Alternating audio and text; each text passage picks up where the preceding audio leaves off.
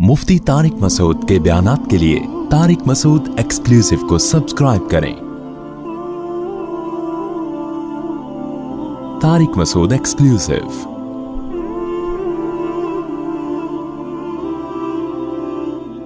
हदीस में आता है, रसूलुल्लाह सल्लल्लाहु अलैहि वसल्लम ने फरमाया, जिस शख्स को जहन्नम में सबसे आखिर में निकाला जाएगा और उसको सबसे कम दर्जे की जन्नत मिलेगी, तो अहले ईमान जो है ना, ये हमारा अकीदा है, कुरान और सुन्नत ने बयान किया है कि जो ईमान वाले लोग हैं सजा खाने के बाद बिल आखिर वो जहन्नम से निकलेंगे। ईमान बहुत बड़ी नेमत है, खूब समझ लो।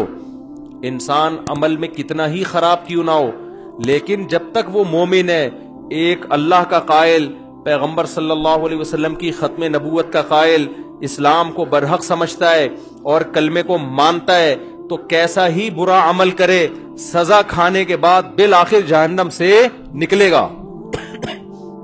इस पे अल्लाह रसूल ने बहुत वाज़ेह तौर पे बता दिया है क्यों निकलेगा। ये भी हदीस में आता है।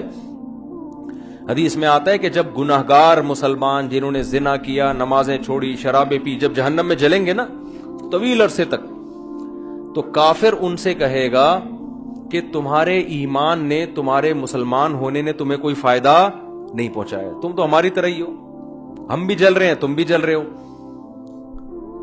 तो हम तो गैर मुस्लिम थे, तुम मुस्लिम हो, तो तुम्हारे मुस्लिम होने का शनाख्ती कार्ड में बस तुमने मुसलमान लिखवा लिया था, तो फायदा क्या हुआ? तुम भी वही, हम भी वही, तो तुम खुदा को मानते थे, इससे तुम्हें मिला क्या? नबी सल्लल्लाहु अलैहि वसल्लम ने फरमाया, जब काफिर मुसलमान को ये ताना देगा, अल्लाह को गैरत आएगी, गजब आएगा, और अल्लाह कहेगा ये कैसे हो सकता है कि जो मुझे मानते थे, जो मेरे हबीब सल्लल्लाहु अलैहि वसल्लम पर और पैगंबरों पर ईमान रखते थे, जो मूसा को अल्लाह का नबी मानते, ईसा को अल्लाह का नबी मानते, इब्राहिम को अल्लाह का खलील मानते, आदम को अल्लाह का नबी मानते, मोहम्मद सल्लल्लाहु अलैहि वसल्लम को अल्लाह का नबी मानते, कुरान को मेरा कलाम मानते, जो मानते थे नमाज पढ़नी चाहिए, पढ़ते नहीं थे, जो मानते थे शराब नहीं पीनी चाहिए, पी रहे थे, लेकिन मानते थे पीनी नहीं चाहिए, उसको अच्छा नहीं करार देते थे। ईमान किसे कहते हैं? बुराई को बुराई समझो आप। जो मानते थे भाई नशा नहीं करना चाहिए, करते थे, गुनाहगार समझते थे अपने आप को, जो बदनजरी करते थे, लेकिन वो मानते थे कि ये अच्छा काम नहीं है। काफिर किसे कहते हैं पता है? बुराई करता है और कहते हैं इसमें हरज क्या है, इसको काफिर कहते हैं। शराब पीता है, बोलता है भाई मैं पीता हूं, तेरे को क्या तकलीफ है? पीता हूं तो क्या है, इसमें क्या खराबी है? ये तो मौलवियों ने बोला हुआ है कि नहीं पियो नहीं पियो। इसे क्या कहते हैं? ये मुसलमान है, काफिर है? बोल लो ना यार, क्या हो गया यार? गुनाह को हलाल समझ के करना, गुनाह को बुरा समझ के ना करना, ये अमल क्या कहलाता है? कुफर। माँ बाप को ओल्ड हाउस में जमा करा दिया, जैसे होता है बाहर मुल्कों में, बूढ़ा हो गया, अब्बा चल भाई तू ईदी सेंटर में जा यार, उनसे बोलो यार ये गलत है, नहीं करो, तो कह रहे हैं क्या है इसमें यार, वो वहां ज्यादा अच्छी केयर हो रही है उसकी, तो इसमें क्या है? बाप से बदतमीजी से बात कर रहा है, उसे बोलो भाई, आज किसी को बोलो, कह रहे क्या है, मेरा बाप है, तुझे क्या तकलीफ है? इसका मतलब ये बुराई को क्या कर रहा है? अच्छा समझ के कर रहा है। और एक वो होता है कि इसको काफिर कहते हैं। एक वो होता है जब आप हिंदुओं में बयान करो कि गर्लफ्रेंड मत बनाओ, कहने क्यों नहीं बनाया भाई, क्या है गर्लफ्रेंड में, क्या खराबी है? तो बुराई को वो क्या समझ रहे हैं? उसको बुराई नहीं समझते। मुसलमान ने गर्लफ्रेंड रखी हुई है, उसको बोलेंगे भाई ये हराम है, तो उसको थोड़ा सा निदामत का एहसास होगा, यार काम में क्या कर रहा हूं, गलत। निकाह पैगंबरों की सुन्नत है, गर्लफ्रेंड रखना ये काफिरों की सुन्नत है, जिना करना ये गंदा अमल है, ये पाकीज़ा अमल नहीं है। नबी सल्लल्लाहु अलैहि वसल्लम ने मेराज की रात में कुछ लोगों को देखा, नंगे मर्द और नंगी औरतें आग में जल रहे हैं, और शोले ऊपर जाते हैं तो वो नंगे जिस्मों के साथ ऊपर जाते हैं। आपने जिब्रील से पूछा ये कौन लोग हैं? तो जिब्रील ने कहा ये आपकी उम्मत के जिना करने वाले मर्द और जिना करने वाली औरतें, दोनों को बरहना करके अल्लाह ने एक साथ आग में फेंक दिया है। जिस औरत के साथ जिना किया उस औरत को भी इसी आग में बरहना करके, और जिसने जिना किया उसको भी अल्लाह उसी आग में डालेगा, जिसने जिना किया। समझ रहे हो कि नहीं समझ रहे? तो मुसलमान गुनाह करता है, लेकिन उस पर उसको निदामत के गलत कर रहा हूं मैं, तो इस गुनाह की सजा ये इसको मिलेगी। लेकिन अगर तौबा ना की, इसने तौबा कर ली तो अल्लाह माफ करने वाला है। तौबा किए बगैर, सच्ची तौबा किए बगैर अगर चला गया दुनिया से, तो कुरान ने जो उसूल और ज़ाब्ता बयान किया, इसको सजा मिलेगी। अब ये भी उसी आग में जलेगा, काफिर भी जलेगा। तो हदीस में आता है काफिर एक दिन इसको ताना देगा اور کہے گا کہ تمہیں تمہارے ایمان نے کوئی فائدہ نہیں پہنچایا، تم اللہ کو مانتے تھے، ہم پتھروں کے بنے ہوئے بتوں کو مانتے تھے، تو کیا فائدہ ہوا؟ تم بھی ہماری طرح جل رہے ہو اور ہم بھی تمہاری طرح۔ تو اللہ کو غضب آئے گا، اللہ کو غیرت آئے گی کہ میرے ماننے والے جو برائی کو برائی سمجھا کرتے تھے اور مجھ سے توبہ استغفار کیا کرتے تھے، ان کو میں کیسے ان لوگوں کے برابر چھوڑ دوں جو میرا انکار کیا کرتے تھے۔ حدیث میں آتا ہے اللہ تعالیٰ فرشتوں سے کہیں گے کہ جس نے زندگی میں کبھی کوئی نیکی کی ہو اس کو جہنم سے نکال دو۔ بہت بڑی تعداد جہنم سے نکلے گی۔ پھر اللہ کہیں گے اب ایسا کرو، سفارشیں شروع ہوں گی، سفارشیں۔ پیغمبر صلی اللہ علیہ وسلم شفاعت کریں گے، اللہ نبی صلی اللہ علیہ وسلم کی شفاعت کی برکت سے بہت سارے مسلمانوں کو جہنم سے نکالیں گے۔ پھر رشتہ دار سفارش کریں گے، آپ کا کوئی بیٹا عالم ہو، حافظ ہو، شہید ہے، کوئی آپ کا دوست ہے، جیسے دنیا میں یاد کرتے ہیں نا، نادرا کی لائن میں لگے ہوئے اندر کوئی تعلق والا نظر آ گیا، آنکھ ماری یار، وہ آ جاتا ہے، وہ بھی آنکھ مارتا ہے۔ ہمارے ایک دوست تھے اتنے چھوٹے سے نا، وہ پاسپورٹ کی لائن میں کھڑے ہوئے تھے، ہم نے ان سے پوچھا یار کوئی آپ کے ساتھ دلچسپ واقعہ ہوا ہو؟ ان کا قد بیچاروں کا بہت چھوٹا، پاسپورٹ کی لائن میں کھڑے ہوئے تھے، تو ہم نے کہا کوئی واقعہ کہہ رہے ہیں میں پاسپورٹ کی لائن میں کھڑا ہوا ہوں، مجھے بلا ہی نہیں رہا ہوں۔ تو میں نے کہا یار اتنے لوگ مجھ سے پہلے چلے گئے، مجھے تو بلا، کہہ رہے بھائی تو کھڑا ہوگا تو تجھے بلاؤں گا نا، تو بیٹھا ہوا کیوں ہے؟ سمجھ آ رہی؟ پھر کہتے ہیں میں نے ایسے اچھل کے بتایا بھائی میں بیٹھا ہوا نہیں ہوں، میں کھڑا ہوں۔ تو عجیب عجیب واقعات ہوتے ہیں پاکستان میں۔ تو جیسے ہوتا ہے نا یار، اب دنیا میں تو یہ غلط سمجھا جاتا ہے، لیکن اللہ تو اللہ ہے، اللہ اس تعلقات کا فائدہ پہنچائے گا۔ شہید سفارش کرے گا، علماء شفاعت کریں گے، آپ کی اولاد میں کوئی حافظ ہے وہ شفاعت کرے گا، تو اللہ ان کی شفاعت کی برکت سے اور بہت سارے مسلمانوں کو جہنم سے نکالیں گے۔ سمجھتے ہو گے نہیں سمجھتے؟ پھر اللہ تعالیٰ فرشتوں سے پوچھے گا اب بتاؤ کتنے لوگ ہیں؟ فرشتے کہیں گے اللہ ابھی بھی بہت سارے لوگ ہیں۔ اللہ فرشتوں سے کہے گا اب کوئی کسی کی سفارش کرنے والا ہے؟ فرشتے کہیں گے اللہ اب کوئی سفارش کرنے والا نہیں ہے، سب کے جتنے ریلیٹو تھے سب نے نکال لی، اب یہ وہ لوگ پڑے ہوئے جن کا کوئی ریلیٹو بھی انسان کا بچہ، اپنے الفاظ میں کہہ رہا ہوں میں، کوئی حافظ عالم کوئی بزرگ کوئی ہے ہی نہیں، سارے وہی جو برے ماحول میں سب دائیں بائیں برے لوگ ہی تھے۔ تو اللہ جواب میں کیا کہیں گے؟ هل يبقى الا الرحمن، کہ رحمان تو باقی ہے نا۔ جب پیغمبر کو اپنی امت پہ ترس آ سکتا ہے، دوستوں کو دوستوں پہ ترس آ سکتا ہے، اولاد کو ماں باپ پہ، ماں باپ کو اولاد پہ، شوہر کو بیوی پہ، بیوی کو شوہر پہ ترس آ سکتا ہے، اور مجھ سے سفارش کر کے نکلوا رہے ہیں، تو میرا بھی تو اپنی بندوں سے خالق اور مخلوق کا تعلق ہے، تو میں بھی تو نکالوں گا نا۔ تو اب کوئی سفارش کرنے والا نہیں ہے، تو من کان فی قلبہ مثقال حبۃ من خردل من ایمان، جس کے دل میں رائی کے دانے کے برابر بھی ایمان ہے، اللہ فرشتوں سے کہیں گے اس کو بھی نکال کے لے آؤ، اس کو بھی نکال کے۔ ایمان کا مطلب پہلے سمجھ گئے؟ جو گناہ کرتا ہے اور فخر کرتا ہے وہ ایمان والا نہیں ہے، وہ ایمان والا نہیں ہے اللہ کی نظر میں، وہ تو کافر ہے۔ تو حدیث میں آتا ہے، بہت اہم حدیث ہے، خوب غور سے سنیں، اللہ ایک ایک وہ جو ہے نا فرشتہ پھر نکالنا شروع کرے گا، یہاں تک کہ جو سب سے آخر میں جہنم سے نکلے گا وہ سب سے بدبخت ترین انسان ہوگا کہ نہیں ہوگا؟ سب سے زیادہ اس کے اعمال کالے تھے، صرف ایک ایمان کی دولت لے کر گیا وہ۔ تو نبی صلی اللہ علیہ وسلم نے فرمایا کہ جب اللہ تعالیٰ اس کو نکالیں گے، اس حدیث کے راوی ہے عبداللہ ابن مسعود رضی اللہ تعالیٰ عنہ، حضرت عبداللہ بن مسعود کا حلقہ کوفہ میں لگا ہوا ہے، شاگرد بیٹھے ہوئے ہیں، حضرت عبداللہ بن مسعود ان کو یہ حدیث سنا رہے ہیں کہ اللہ تعالیٰ جب اس کو آخری فرد کو نکالیں گے نا، سب سے لاسٹ میں نکلے گا وہ، پتہ نہیں کیا ہوگا وہ، آپ خود سوچ لو، سب سے آخر میں نکلے گا وہ، تو وہ کہے گا کہ میرا رخ اس جہنم سے پھیر دیا جائے، اس سے نفرت ہوگی آگ سے، اللہ اس کا رخ پھیریں گے، پھر اللہ اس سے کہیں گے بتا تو کیا چاہتا ہے، بتا تو کیا چاہتا ہے۔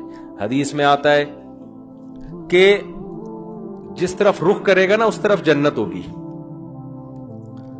تو وہ اللہ سے کہے گا کہ اے اللہ، یہ جو اتنی خوشنما جنت جس کے بارے میں قرآن کہتا ہے ما لا عین رأت ولا اذن سمعت ولا خطر علی قلب بشر، ایسی نعمتیں میں نے اپنے بندوں کے لیے تیار کر کے رکھی ہیں جو نہ کسی آنکھ نے دیکھی، نہ ان کی حقیقت کسی کان نے سنی، نہ ان کا تصور کبھی کسی دل میں گزرا ہے۔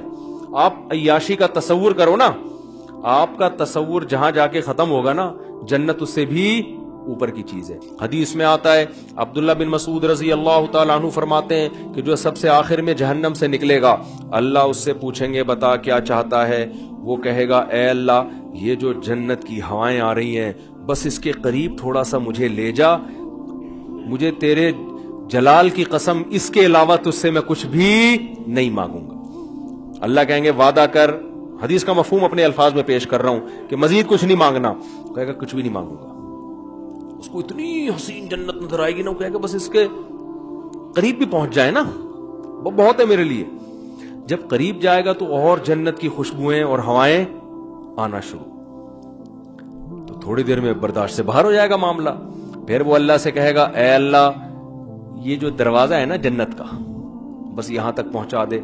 اللہ کہے گا تو نے مجھ سے وعدہ کیا تھا مزید کچھ نہیں مانگوں گا، کہے گا اللہ میں نے وعدہ تو کیا تھا، بس یہ میرا سچی مچی کا وعدہ ہے، یہاں تک پہنچا دے، اس کے بعد میں تجھ سے کچھ بھی نہیں۔ غالباً حدیث میں آتا ہے ایک درخت اللہ جنت کا لگائیں گے باہر، درخت ہوگا جنت کا، کہے گا اس درخت میں پہنچا دے، اتنا حسین خوبصورت درخت ہوگا وہ۔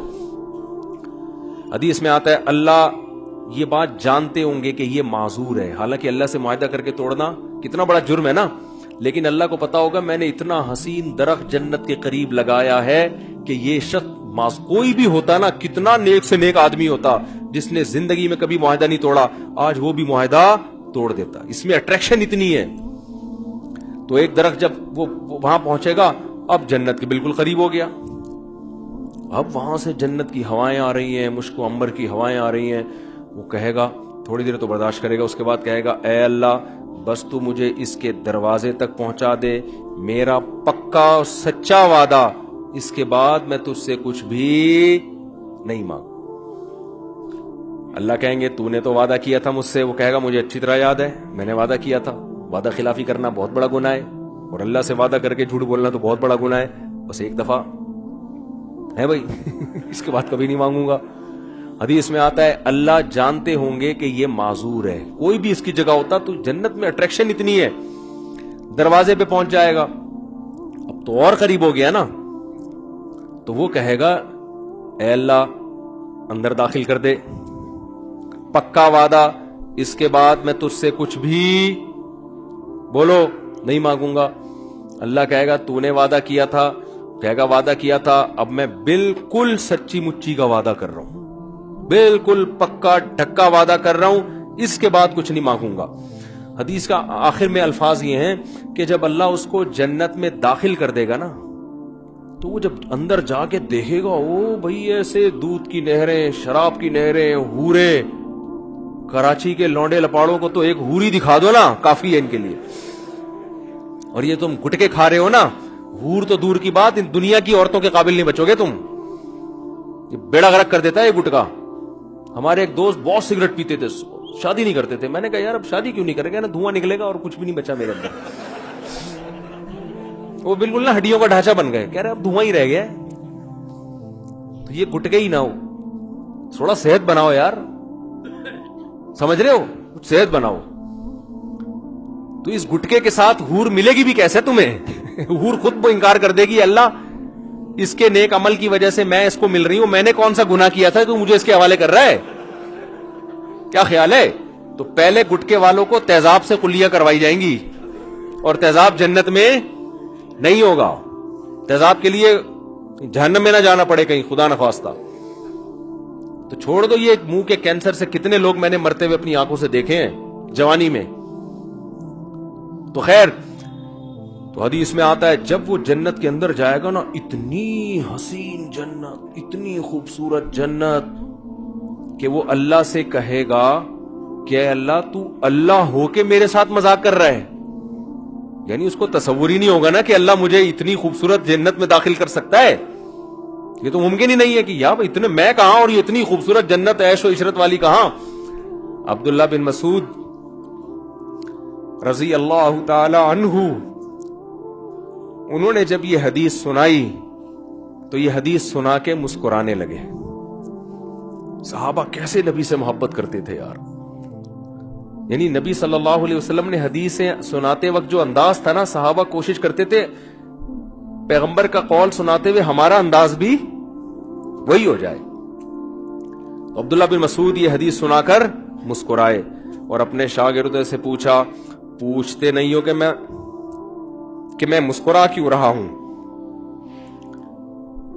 شاگردوں نے کہا بتائیے آپ کیوں مسکرا رہے ہیں؟ انہوں نے کہا کہ نبی صلی اللہ علیہ وسلم نے جب یہ بات ہمیں سنائی نا کہ وہ شخص اللہ سے کہے گا اے اللہ تو اللہ ہو کے مجھ سے مذاق کر رہا ہے بھائی. تو جب یہ بات نبی نے سنائی تھی تو نبی بھی مسکرائے تھے، اور مسکرانے کے بعد نبی نے ہم سے پوچھا تھا کہ پوچھتے نہیں ہو میں مسکراتا کیوں؟ ہم نے پوچھا تھا کہ یا رسول اللہ آپ بتائیے کہ آپ کیوں مسکرا رہے ہیں؟ تو نبی صلی اللہ علیہ وسلم نے فرمایا کہ جب بندہ اللہ سے یہ کہے گا نا اللہ تو اللہ ہو کے میرے سے مذاق کر رہا ہے، تو اللہ بھی بندے کی یہ بات سن کے مسکرائے گا. سمجھ رہے ہو؟ اللہ اس پہ گستاخی کا فتویٰ نہیں لگائے گا. گستاخ اللہ کو پتا ہے اس کی اندر کی حالت کیا ہے، اندر کی حالت کیا ہے. پھر اللہ اس سے کہیں گے یہ ایک ہے، اس جیسی 10 گنا بڑی جنت میں نے تجھے دی ہے. تو بھائی وہ اللہ ہے، وہ انسان نہیں ہے. اس کے خزانے بھی بہت اور اس کے دونوں ہاتھ بھی کھلے ہوئے ہیں. تو اللہ کہتا ہے قل اُنَبِّئُكُم بِخَيْرٍ مِّن ذَلِكُم، جن دنیا کی نعمتوں کے پیچھے تم بھاگ رہے ہو نا، اس سے بڑی نعمتیں ہم تمہیں بتاتے ہیں. وہ کیا ہے؟ وہ جنت میں ہے.